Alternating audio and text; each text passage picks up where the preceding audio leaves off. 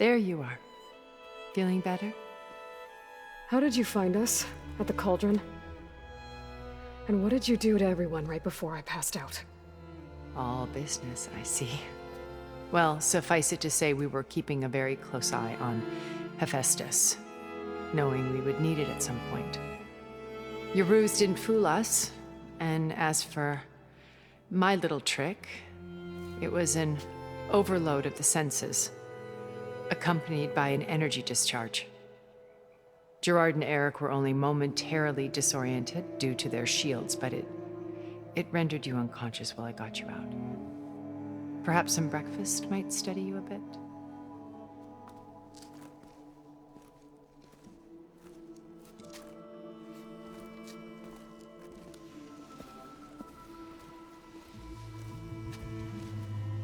This was your house. The one you recreated for Beta, in the data channel you shared. How perceptive of you. Please, this way. After everything your people have done, you think I'm just gonna sit down and have a chat with you? They're not my people.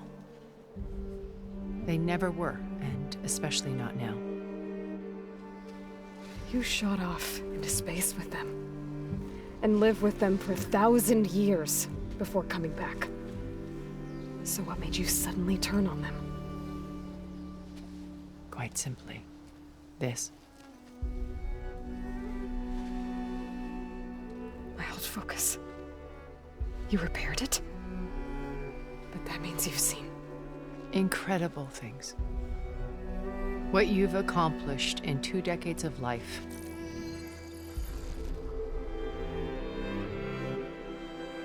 A 1,000 years at my back, and I haven't even come close.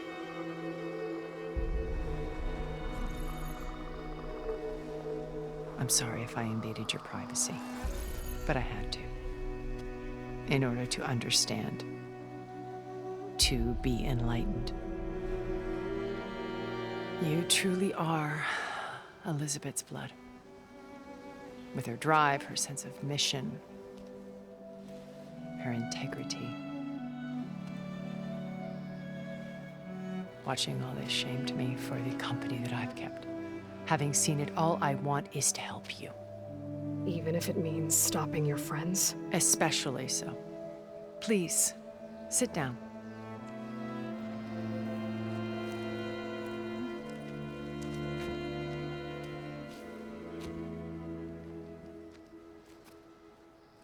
There. That's better. Now, we must recover Beta and Gaia at all costs. By now, you must know that Gerard intends to use Gaia to reboot the Earth's biosphere.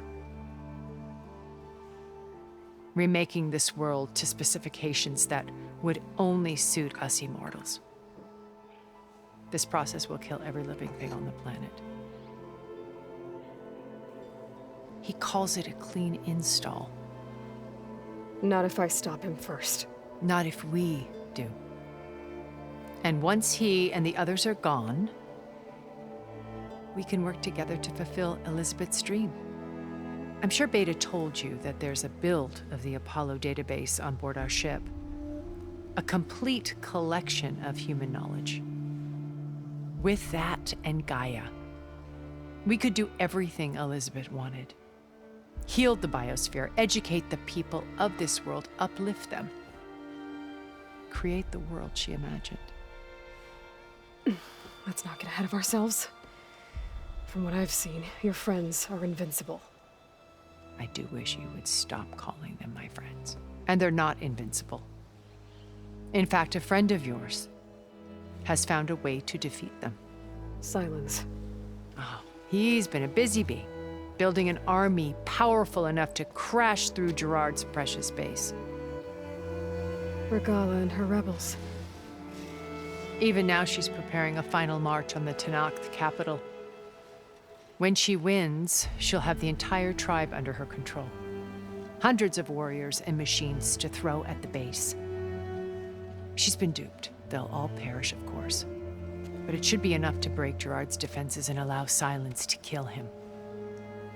Along with all the others. Using the new weapon he's developed. Yes, he's found a way to circumvent our shields. Truly an exceptional man. He's planned for everything. Except you and me.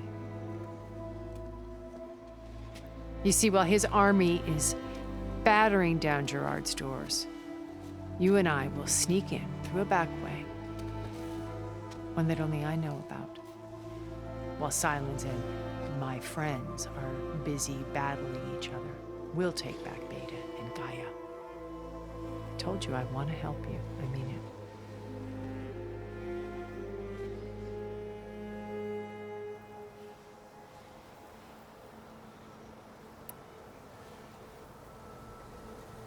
My old focus. How did you find it, let alone repair it? When we encountered you at the Hades Proving Lab, Gerard saw you as a redundancy. I knew better. You were a revelation. After your dramatic escape, bravo, by the way. Gerard and Eric assumed you were dead and gave up the hunt. I wasn't so sure. When the others were busy, I returned to the lab and searched for any trace of you. That's when I found this little treasure. Not easy to repair, but certainly worth the effort. As I watched your life unfold, you were like a splash of color on a worn canvas. What Liz was, and more. Did you show it to the others? Of course not. It was your actions that inspired me to defy them. It's worth noting that if I hadn't found it and watched its contents, I wouldn't have known to save you at the cauldron. You'd be dead. So I should be grateful? If you like.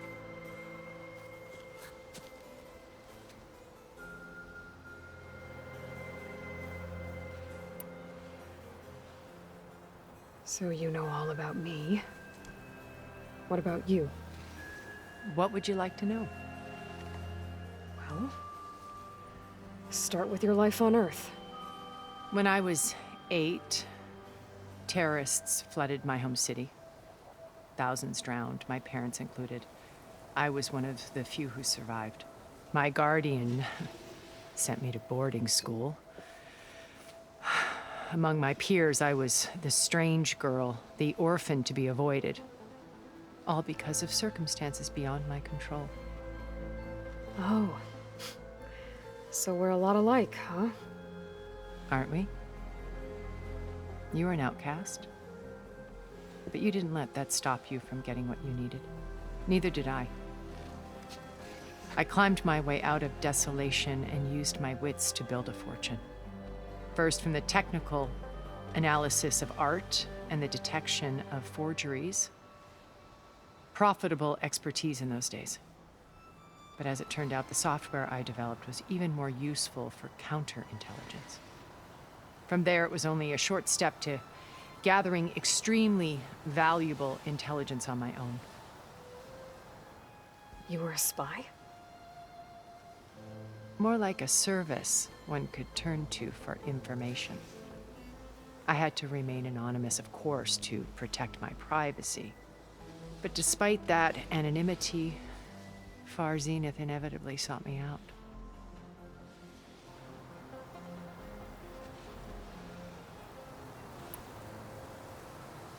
What happened when Far Zenith approached you?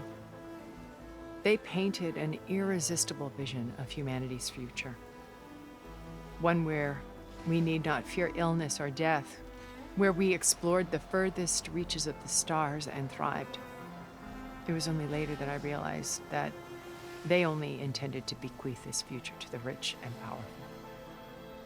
By the time I finally figured it out, the walls were closing in, Pharaoh's machines were devouring the earth. So I accepted Far Zenith's invitation to a berth on the Odyssey. I wanted Liz to come, but she had nobler plans, as you well know.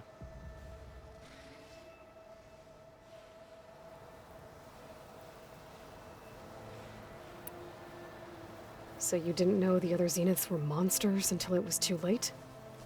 I knew some of them were, certainly. It wasn't until we were off-planet that I understood the true scope of their greed. I was grateful to simply be alive, but The others became obsessed with a kind of effortless immortality.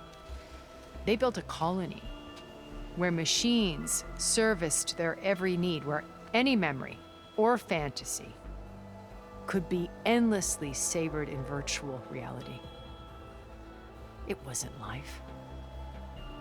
It was stultifying, a pampered dream state. As the decades passed, I withdrew more and more, alone yet again, but this time with eons to consider my mistakes. Now, finally, having met you, I feel like I have a second chance. To do what? Help you, of course.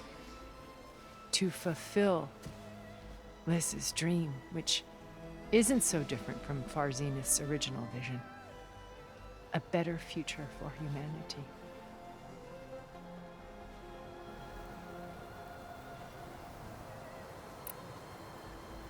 You said Beta is not in urgent danger, so what are the Zeniths doing to her? Putting her to work. Merging Hephaestus with Gaia. A difficult, time-consuming task, as I'm sure you know. They will compel her if need be, but her life is not in danger. She's the only one who can do it. Because you people made her to be nothing but a tool. Gerard's idea, not mine. They always viewed me with suspicion when I attempted any form of kindness towards her. That's why I created the data channel. A virtual place where we could speak in peace.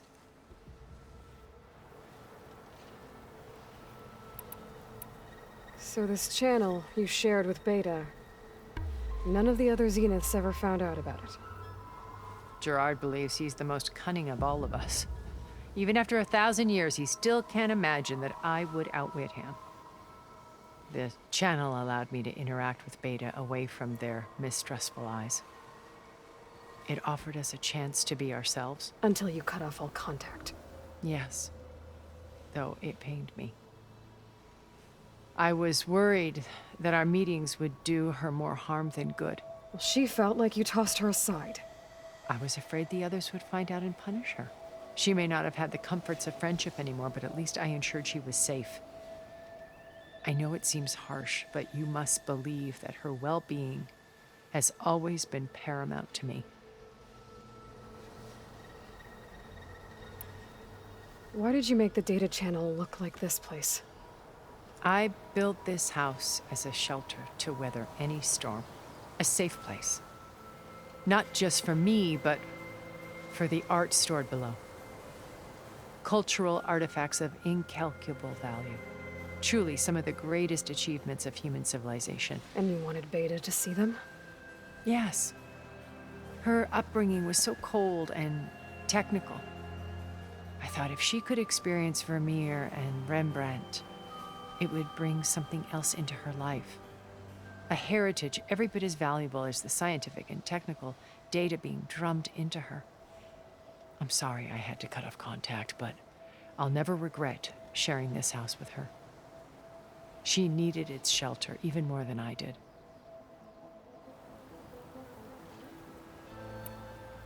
Beta told me your colony was destroyed. That you came back to Earth because you had nowhere else to go. It's true. After we reached our destination, a planet in the Sirius star system, we spent decades building a new home. The physical constraints of Earth, the boundaries of mortality, gone. To think of what we could have done with it. It might have been a utopia. Instead, we stagnated, absorbed in effortless comforts and virtual realities. It took a cataclysm to finally yank us out of our stupor. What happened? A massive geological event. We knew of instabilities in the planet core, but we underestimated them. By the time the collapse was upon us, it was too late to stop it. Only a few of us made it to the ship in time. We set course for Earth, the only safe harbor left to us. Which you decided to make unsafe for anyone else. Not me. Gerard. He believes it's better to wipe the canvas clean than work around the smudges. No more primitive tribes, no more combat machines, only a blank slate to do with as he pleases. But we will stop him. All we have to do is get into that base.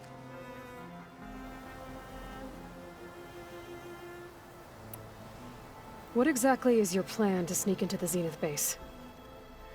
We will make use of a lesson I learned from an early age.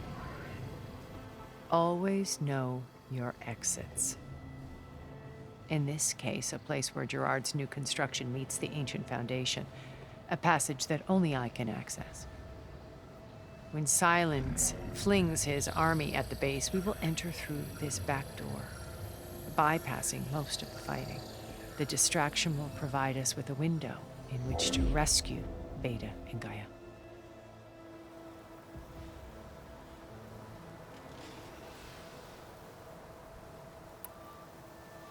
Once we're inside the base, where will we find Beta and Gaia? Here in the command center. By then, Gaia will have been reunited with all of its subordinate functions, including Hephaestus. What about the alpha build of Apollo on your ship? A simple matter of recovery once the others have been dealt with. With that in hand, we'll have everything we need to make this world as it should be.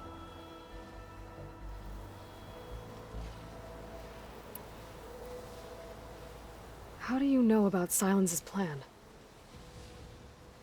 He isn't the only one adept at spyware. You hacked his focus? No, he's too careful for that. But his subordinates? Not so much. He gave additional focuses to the tribals he branded the Sons of Prometheus. The ones working with Regala. By tapping their focuses, I learned about most of his dealings. The distribution of override technology, the arming of Tanakh rebels, and the secret pact with Regala to attack Gerard's base. But how did he come up with a weapon that can take down your shields? That's the one thing I haven't been able to figure out, but however he did it, I'm quite certain it will work. With it and the Tanakh army, victory seems to be within his grasp. Such a shame he'll be disappointed.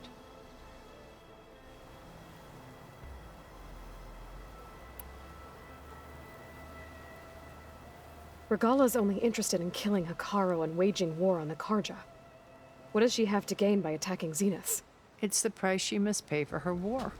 Without the ability to override machines, her little rebellion would have languished in the desert. So she trades with the Sons of Prometheus. Machines to help her overthrow Hekarro. In exchange for an assault on the base. Pride has deluded her into thinking she can actually survive such a battle. And all without ever knowing who the Sons of Prometheus really answer to. Yet for all of Silence's brilliance, still he underestimates you. That blind spot is what will allow us to take Beta and Gaia right out from under him. While hundreds of Tanakh are cut down outside.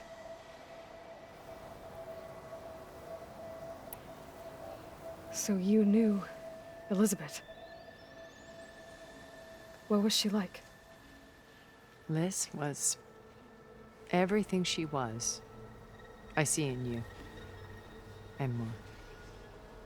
Your ingenuity, your determination, your moral compass. You've managed to distill her greatest qualities and make them your own. I'm not asking about me. Tell me about Elizabeth. What was she really like? The honest answer is that I don't actually know. For all the time that I spent with her, she always kept a part of herself locked away. It was like that from the moment we met.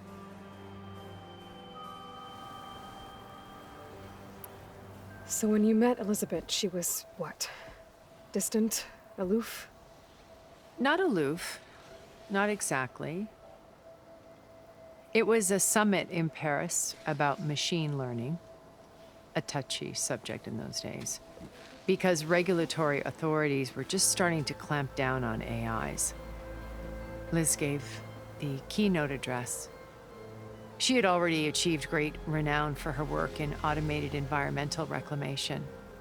But in her address, she was just starting to imagine the next step. An AI-driven system that wouldn't just act on its programming, but actually take responsibility for its sphere of influence. To care about life. Not just follow orders. Revolutionary stuff. I was fascinated. And I wanted to meet her for a long time. I watched her after her talk. She had spoken with such moral authority, such empathy. But after that, she retreated.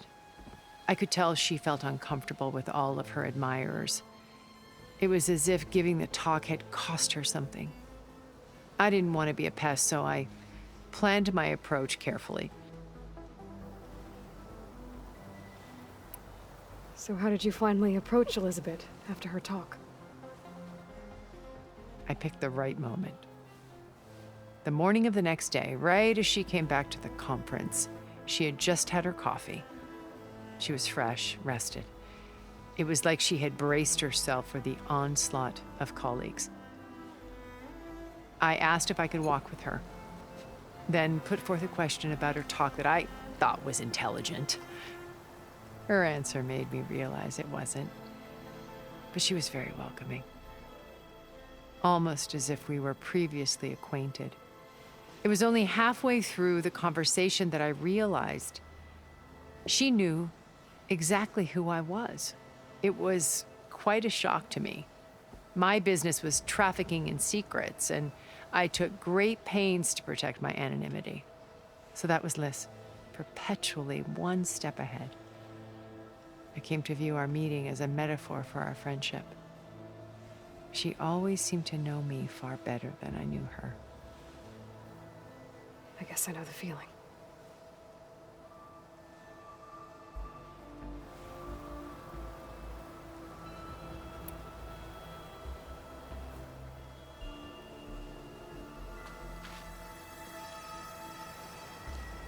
First Varl. Now Hikaru and the Tenakth. Your plan would wipe out an entire tribe. There has to be another way. We are in an admittedly desperate situation, but I assure you there isn't. Remember Zero Dawn. Elizabeth's sacrifice. Sometimes many have to die for a new world to grow.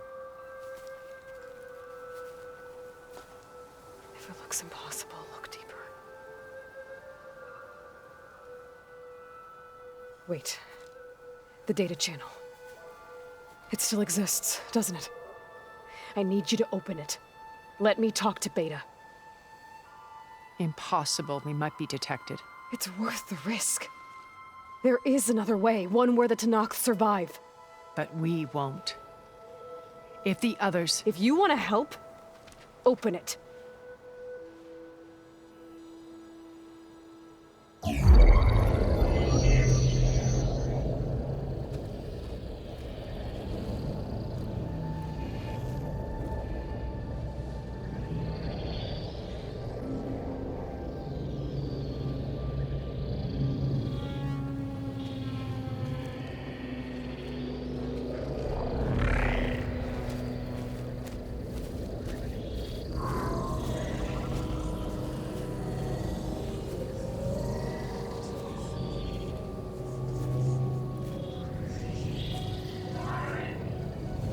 What are they doing to her? Virtual reality dissociation. The manual merge of Hephaestus will take hours upon hours of tedious micromanagement. If she resists the work, they run simulations to induce feelings of isolation and despair. Beta, can you hear me? You're alive. They're watching me. I can't hold up this extra projection for long. You should have killed me. No. No, look at me. I'm coming for you. I promise, okay? I just need you to hold out a little while longer and work on the merge.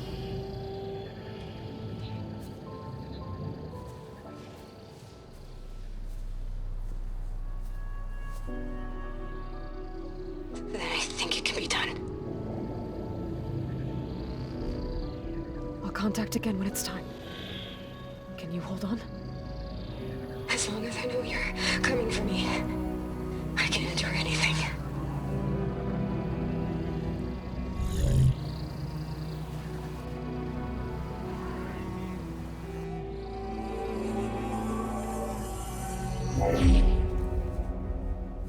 All right.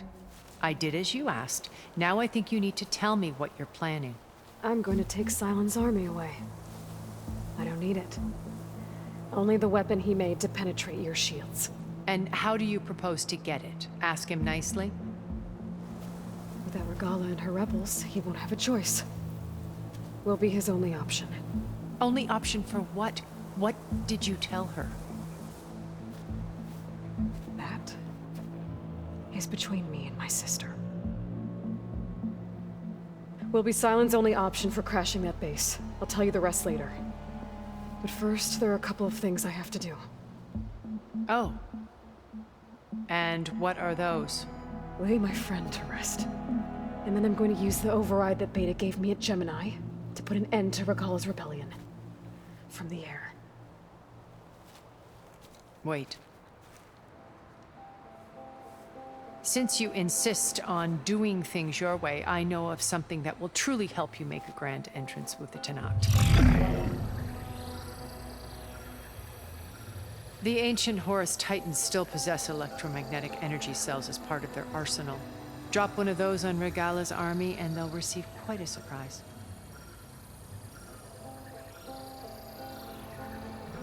So go, do what you must. I'll come to your base if you manage to bring Sylens to the table. Not if. When.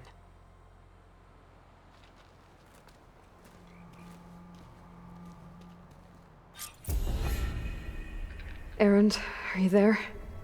Aloy! Aloy, is that really you? Yeah, it's me. Where's everyone else? We're all... we're back at base. What happened? It might be easier to explain in person. I'll try to join you there when I can. Okay. We'll wait here for you. It's good to hear your voice, Aloy.